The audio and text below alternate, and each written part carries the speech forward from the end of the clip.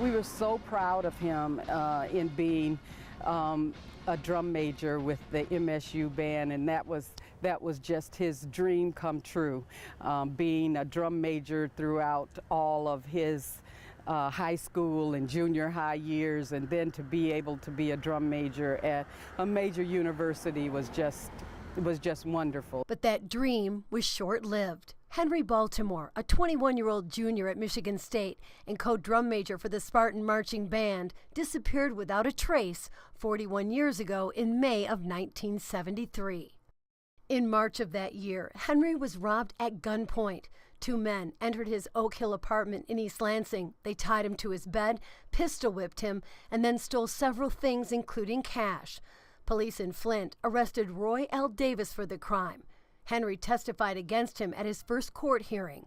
He was asked to testify again at Davis's trial, but he never got the chance.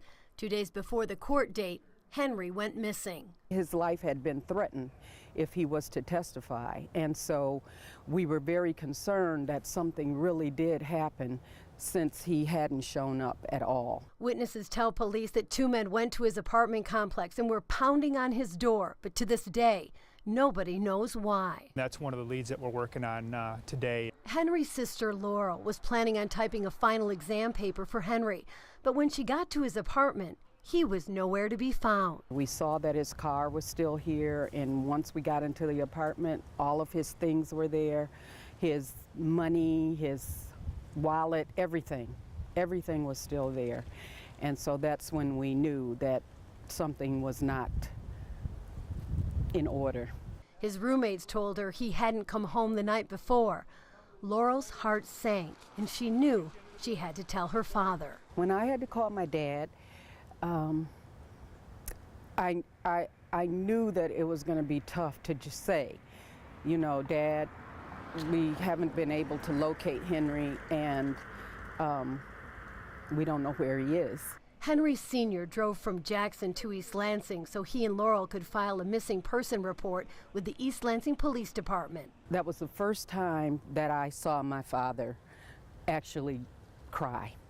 Him being an ex-Marine, he was very strong, and he just could not believe that this had happened to his son. He was always a big brother role model. He put me on his shoulder and just say, follow me. He would just say, ask me some questions, you know, and he says, hey, to be a leader, this is what you have to do. We stayed in constant contact with him all the time, and so for him to just leave, which is what had been suggested, we just felt in our hearts that that just wasn't possible. The entire family always believed he didn't just walk away, especially his mom, Doris, who passed away this spring, with the empty feeling of not knowing what had happened to her son. She'd always talked about one day we would be able to know what had happened to him. Just that peace of knowing is what we needed. But for Doris, that peace never came. And for the last 40 years, it's haunted Henry's entire family. I would like some closure, not only for myself, but really for them as I enter into the second generation of Baltimore's of not knowing where my uncle is. I'm convinced that there's one, if not more people that know, one, where Henry's at today, two, who did what to him, and I'm just asking for those people to come forward. You know, it's been 41 years. The players in this are all over the country. They're 60, 65 years old now. Both Henry's parents never got any closure. And now's the time to come forward if you know something, to tell us what you know, so we can lay Henry to rest, give the family some closure.